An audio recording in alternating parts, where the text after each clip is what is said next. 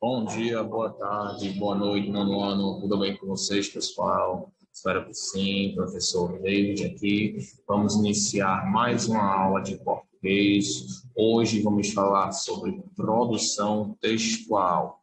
Esse será o nosso conteúdo da nossa disciplina de hoje. Vamos trabalhar a produção de texto, mais especificamente vamos trabalhar a interpretação textual, mas também teremos uma atividade, uma proposta textual acerca do conto psicológico, tá bom?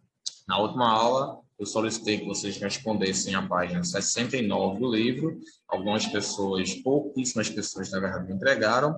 Eu vou realizar a correção aqui com vocês em sala, tá bom? No caso aqui em aula, perdão, sala, vocês estão na sala de vocês e eu estou aqui na minha, né? Mas vou realizar a correção aqui com vocês, junto comigo, e em seguida a gente vai passar para as próximas páginas do nosso livro. Vamos trabalhar ainda falando sobre o capítulo 2, sobre o conto psicológico. Vamos finalizar também esse capítulo 2, pois ainda temos muito conteúdo para ver acerca desse gênero textual. Ainda também trabalhando a questão da inferência, tá bom? Então, permitam-me colocar o cabeçalho aqui para a nossa escola. Enquanto isso, vocês abrem o livro de vocês na página 69, página 69, do livro de produção textual. O livro grosso de português, tá bom? O maior que tiver. Página 69. Enquanto isso, eu vou colocar o cabeçalho aqui.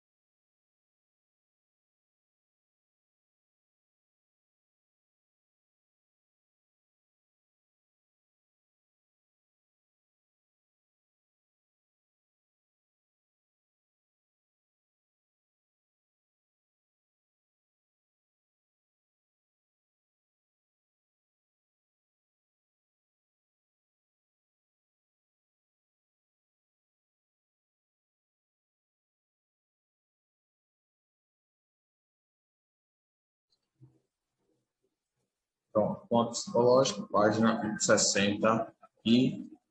Vamos lá. Na página 69, no primeiro quesito, deixa eu compartilhar aqui com vocês.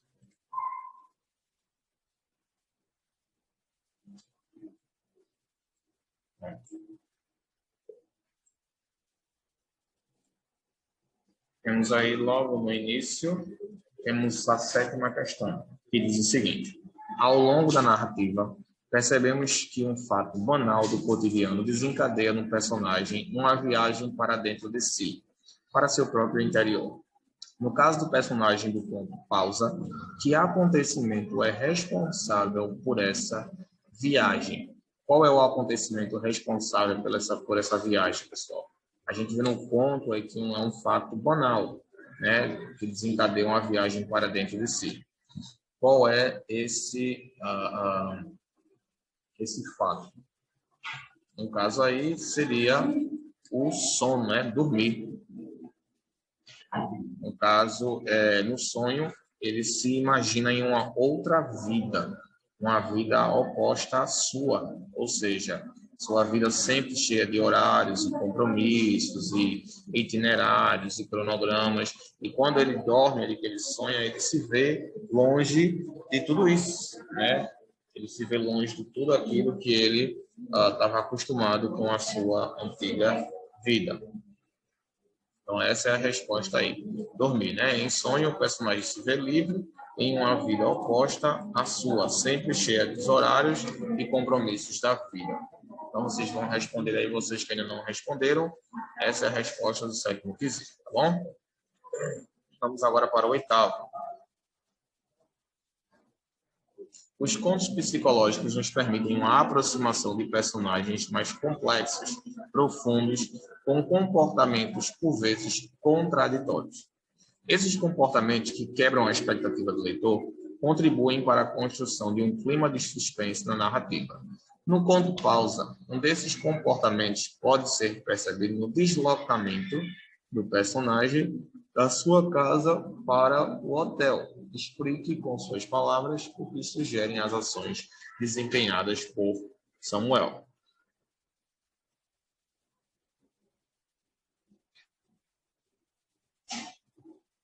E aí?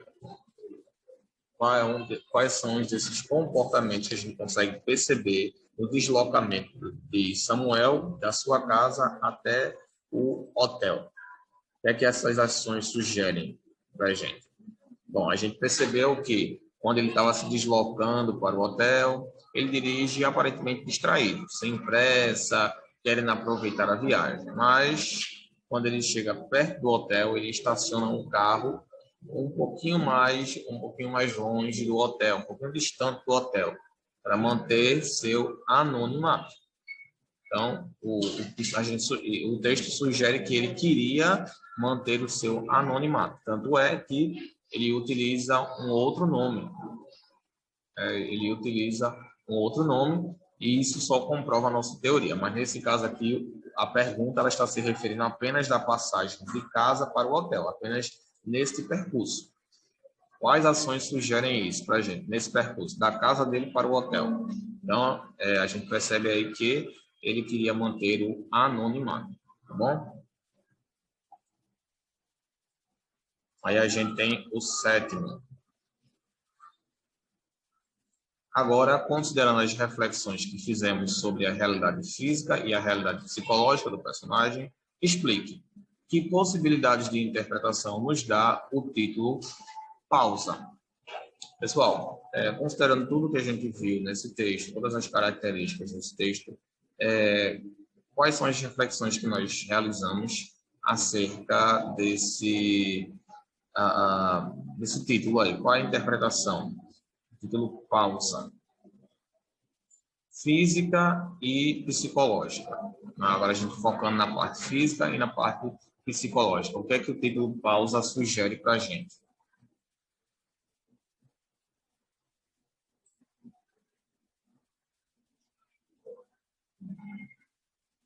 Nesse caso aí, pessoal, pausa indica o quê? Talvez um descanso, literalmente uma pausa, né, da sua vida corrida, tanto física quanto mental. Então, ele estava buscando ali um refúgio daquela realidade que ele estava vivendo, daquela realidade física e daquela realidade mental. Física, porque o seu dia era muito corrido, e mental, por toda aquela pressão, aquele itinerário, toda aquela loucura que ele vivia. Então, ele queria se permitir viver uma vida alternativa, ele queria dar uma pausa. Era nessa pausa que ele aproveitava para ter a sua segunda vida, sua segunda maneira de viver. Tá bom? Então, essa é a resposta nono quesito. E temos o 10º, que é uma resposta pessoal. Claro que é uma resposta pessoal. Em que situações da sua vida você faria uma pausa? Quando é que você se daria esse luxo de fazer uma pausa, de ter uma pausa no seu estilo de vida, da escola, talvez, de algum trabalho que vocês possam estar engajados, da sua família, dos seus amigos? Em que situação você faria realmente uma pausa? Você faria um stop ali temporário? Qual é a situação? Algumas pessoas vão colocar aí quando estão muito estressadas, quando depois de um ano letivo puxado na escola, depois de muita cobrança no trabalho, enfim, são vários os motivos e várias as situações que nos fariam dar uma pausa no nosso cotidiano. Tá bom? Então, respondidas a página 69, e agora a gente passa para a página 70, onde vamos trabalhar e continuar com outro conto, cujo título é O Dia das Trevas. Acompanhem a leitura comigo no livro de vocês. O Dia das Trevas. Lembro que vivíamos numa casa velha, e embora fosse o mundo para mim, era reconhecidamente humilde e pequena, até para os padrões já baixos do baixo bairro pobre em que morávamos. Alheio a tudo, eu não via que minha mãe, com a garganta presa pelo nó do silêncio, sofria um sentimento mudo de solidão. Seu sorriso era raro e só se abria quando raios do sol entravam em prisma pela janela e caíam coloridos sobre mim, contrastando com a pele negra, que reluzia seu brilho fascinante e esquecido.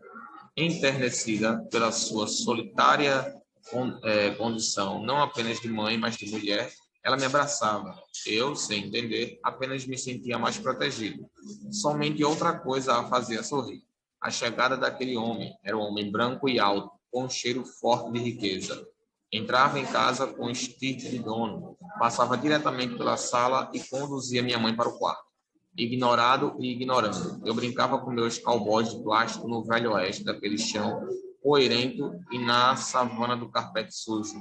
Com o cair da tarde, o abandono do sol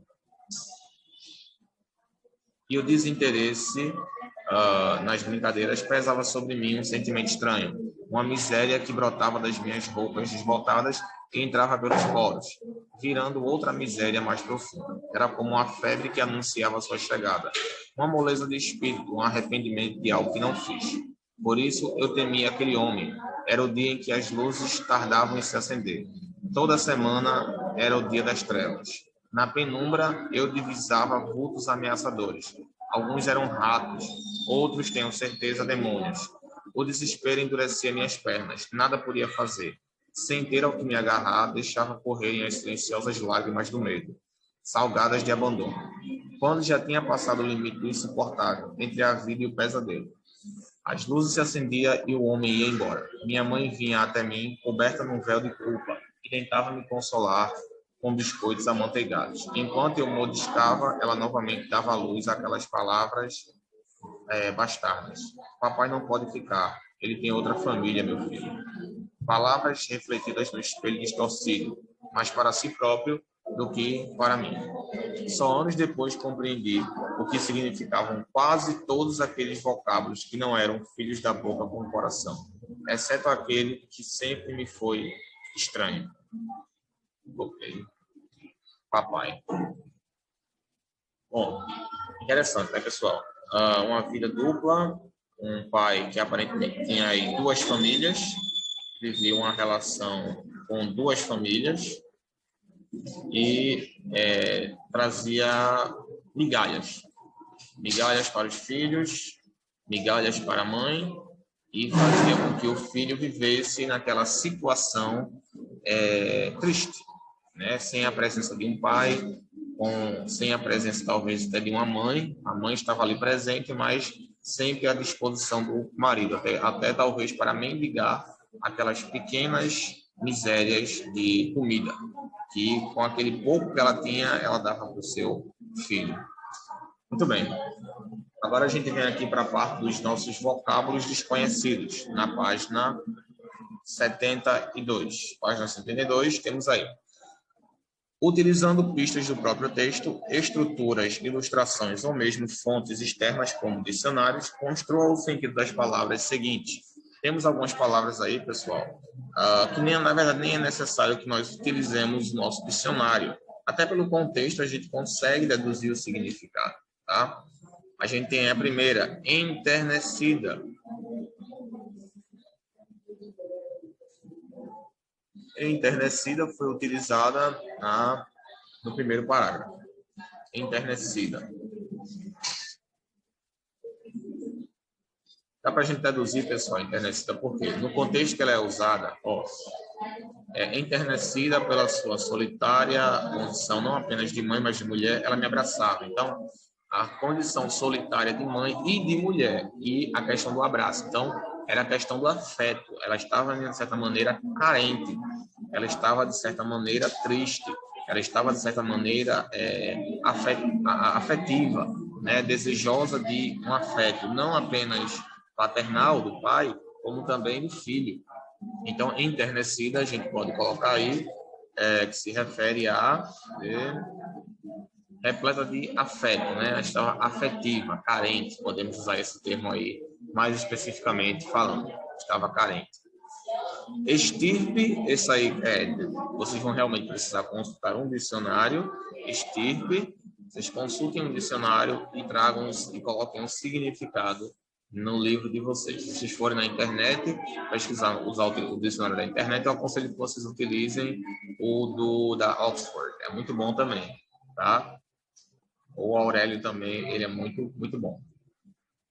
Penumbra. Penumbra também, né, pessoal? Não é necessário que vocês pesquisem. Acho que é uma palavra que a gente usa muito comumente, né?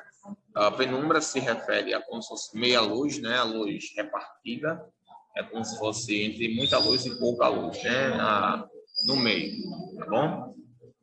E divisava, enxergava, avistava, né? Também, dependendo do contexto, a gente consegue deduzir o seu significado. Por quê? Preste atenção. Na penumbra, ou seja, aquela escuridãozinha, aquela luz bem, né, já ofusca, eu divisava vultos ameaçadores, ou seja, eu percebia, eu via, eu assistia a vultos ameaçadores. Alguns eram ratos, outros tinham certeza demônios. Então a gente vê aí que dá para a gente conseguir encontrar o significado da palavra através do seu contexto. Beleza? Então, e temos aí uma aba para discutirmos. Diz o seguinte: como vimos nos pontos psicológicos ao desenvolvimento das emoções e dos sentimentos em uma perspectiva psicológica, que sentimento o narrador tinha pelo homem branco, alto, com cheiro forte e riqueza? Segundo, no capítulo anterior, vimos também que os textos literários costumam reservar ao leitor um papel ativo na construção do sentido do texto. Ou seja, para entender o texto em sua totalidade, o leitor precisa buscar pistas deixadas pelo autor ao longo da obra. Isso fica claro, por exemplo, quando analisamos a relação entre o homem estranho e o narrador. Como era essa relação? Ela está dita no texto? E aí? Outra questão a gente precisa deduzir, analisar pelo contexto. Isso aí é para vocês realizarem um tipo de discussão, tá bom? É possível que vocês consigam fazer isso mesmo sem estar em sala de aula, tá bom?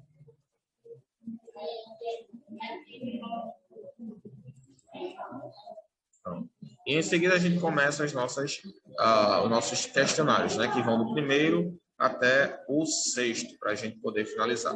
Vamos responder esse questionário nessa aula, e em seguida a gente tem aqui uma análise linguística. Mas essa análise linguística, pessoal, a gente não vai realizar agora, tá? A gente não vai realizar agora, porque, como a gente tinha combinado, a gente vai ver o outro capítulo agora do nosso livro. Vamos ver a gente está vendo o capítulo 6 no livro de gramática. Então, essa parte de oração subordinada a gente vai deixar para uma outra ocasião, quando a gente já tiver retornado ao estudo das orações subordinadas. Portanto, após o término das questões, a gente vai passar para a outra parte do nosso livro. A gente vai pular essa análise linguística e vamos passar para a prática linguística. Beleza, pessoal? Pronto, então vamos responder a esse questionário aqui, tá bom? Que vai do primeiro até o sexto, beleza? Aqui está a linha do vocabulário e vocês já preencheram aí, beleza? Pronto, pessoal, então continuando aqui, vamos, já copiaram o vocabulário, vamos agora responder as questões propostas aqui no nosso livro, tá bom? Temos o primeiro aí que diz o seguinte: como já vimos, em literatura o tempo é algo maleável, que serve aos propósitos do autor. No texto, O Dia das Trevas, o narrador-personagem relembra um fato que aconteceu várias vezes em sua infância. Como esse fato é representado? E qual a relação disso com o título do texto? Como é que esse fato ele é representado, pessoal? E qual é essa relação com o título do texto? E aí, o que vocês acham aí dessa pergunta? Como é que esse fato é representado e qual é a relação com o título do texto? Isso está até fácil, né, gente? Vocês vão analisar todo o conteúdo do ponto tá bom? Analisar, combinar com o título, fazer uma relação entre o conteúdo e o título, e baseado nisso vocês vão dar essa resposta aí, tá bom? Bem, a representação, pessoal, que a gente vê desse texto aí, é que sempre acontece do mesmo jeito, como se fosse o único dia que se repete. É por isso que o texto está no singular. É o dia que o homem branco visitava a mãe do narrador e ficava até tarde. Então a gente entende que aquilo acontecia constantemente. Aquilo acontecia com muita constância, sempre naquele mesmo ritmo. Então essa é a representação que a gente tem, é isso que a gente entende pelo texto. Vamos agora para o segundo quesito. O segundo quesito diz o seguinte: no tempo em que se encontra, já crescido, o narrador personagem entende que o homem era seu pai biológico.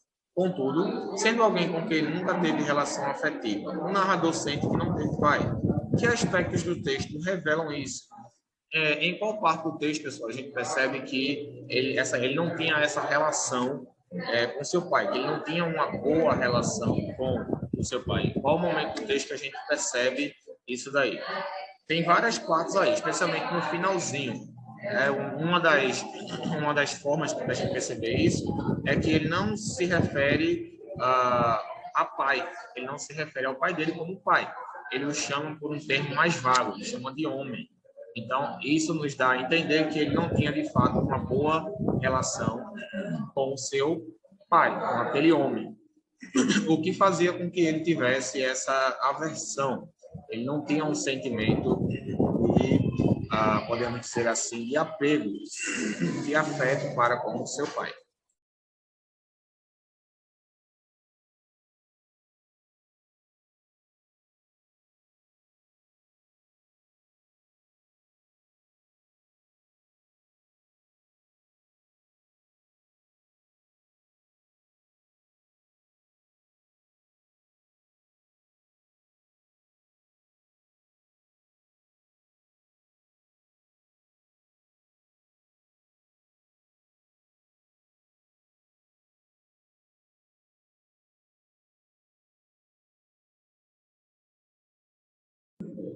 Vocês vão ler essa pergunta aqui, vocês também vão analisar o texto, tá? E a pergunta diz o seguinte: narrativas desse tipo comumente atribuem um valor simbólico a elementos do texto, explorando sentidos que vão além do seu significado cotidiano. Pensando nisso, você acha que, para o narrador, as trevas eram apenas a falta de luz? Justifique sua resposta.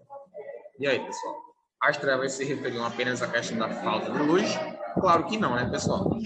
Ali ele estava vivendo uma miséria psicológica, uma solidão, a falta da presença, a falta da presença de um pai, de uma figura paterna, além do medo que ele sentia ali, o abandono ali da sua mãe, né? A sua mãe que o deixava ali por um tempo para ficar com seu pai, né? E ali também trazer aquelas pequenas migalhas para o seu filho. Então, não era apenas a questão física, e sim a questão emocional e psicológica.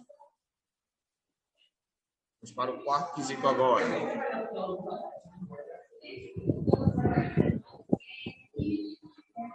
Na parte final do texto, o narrador dá pistas de que era filho de um relacionamento extraconjugal, ou seja, fora do casamento. O autor faz uso de 3 orações para retomar essa ideia e reforçá-la. Quais são essas orações?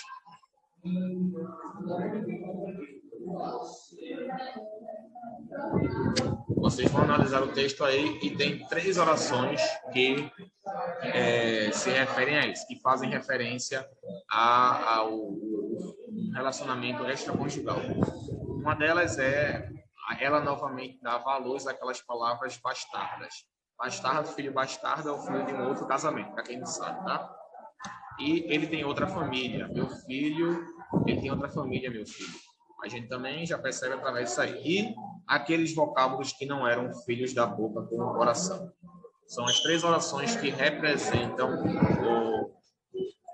que confirmam, né, o fato dele não ser um filho biológico.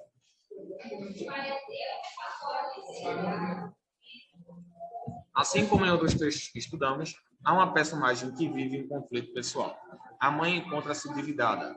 A frase abaixo, retirada do texto, ilustra essa divisão. Analise e responda. Qual era o conflito da mãe? Você acha que ela sofria com isso? Por quê? Enternecida pela sua solitária condição, não apenas de mãe, mas de mulher, ela me abraçava. Ok.